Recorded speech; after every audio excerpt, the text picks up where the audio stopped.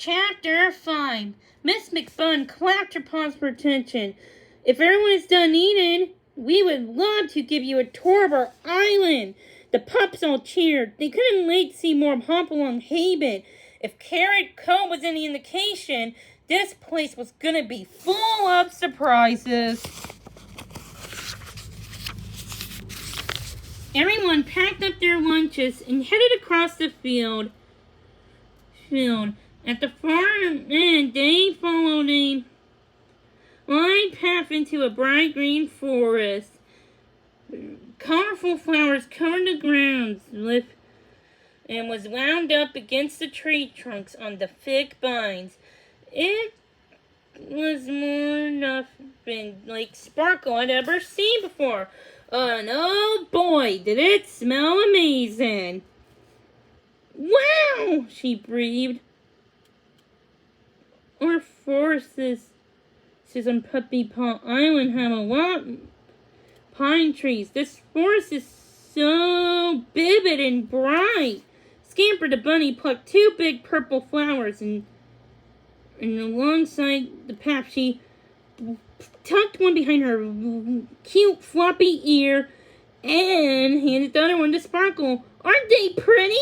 The best part of that, all the flowers on Hopalong Haven are edible too! Yee! Sparkle wrinkled her snout in confusion and looked down at the flower in her paw. Was she supposed to eat it?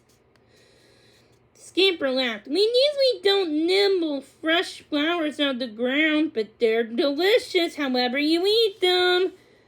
We even add them in our meals in different ways. You'll see it at our dinner tonight. Bow wow! Did you hear that? Sparkle asked, turning to Twinkle. They add flowers into their cooking. Twinkle made a face and stuck in her tongue. I'm not sure about eating them, she said, taking the purple flower from behind Sparkle's paw and tucking it behind her golden hair. But they make great accessories. Before long, Sparkle noticed that the forest path had started to slope upward. They were walking uphill now. But she had been so busy looking around and talking to the bunnies that she hardly even realized it. The sun shone from the leafy branches above them, warming her fur. This turned out to be a totally terrific day. The path led him down a deep, lushy green meadow, much bigger than Carrot Cove. The bunnies all broke into a run, hopping and bouncing and cartwheeling across the open grass. The pups couldn't help but join too. Flops, the brown and white bunny Fluff introduced them to earlier, playing a paw at the far in the meadow. That's Lettuce Leia. Yeah, my favorite place in the whole wide meadow. You're gonna love it. As they got closer, they could see my Lettuce Leo was a popular spot. There was a playground in the Venture Park. And even huge hollow tree stumps to run over and under and even through. Little waterfalls tumbled into flat stones, making perfect places to splash and cool off. Swinging ropes hung from the tree. This place is incredible! Flash barked, racing straight for one of the waterfalls. She skidded for the water and then splash! Shook off her fur. Refreshing, she said. Sparkle ran to join her friends, the rest of Cutiecorns close behind. They noticed that Scooter, who sat on the ferry, steered clear of the waterfalls, but bounced off one of the rope swings. She was glad that he seemed to be having so much fun after a rough start. A little later, Sparkle spotted Flash and Twitch standing on either end of a long, hollowed-out log. On your mark, get set, go! Flash cried. Neither of them moved. What was going on?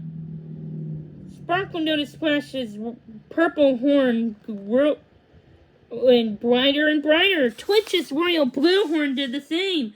Grins stretched across their faces as they stood in place, concentrating hard. Oh, wow! They're playing tug-of-war with their shifting mat! magic, Glitter said quietly, walking up to Sparkle. Soon enough, after a few minutes, a small shiny stone came out of Flash's end of the hollow log. Flash reached it and caught it with her paw. She was the winner! Twitch flopped onto its back dramatically, with one paw to his forehead. Oh! Your shifting magic is crazy good, he said.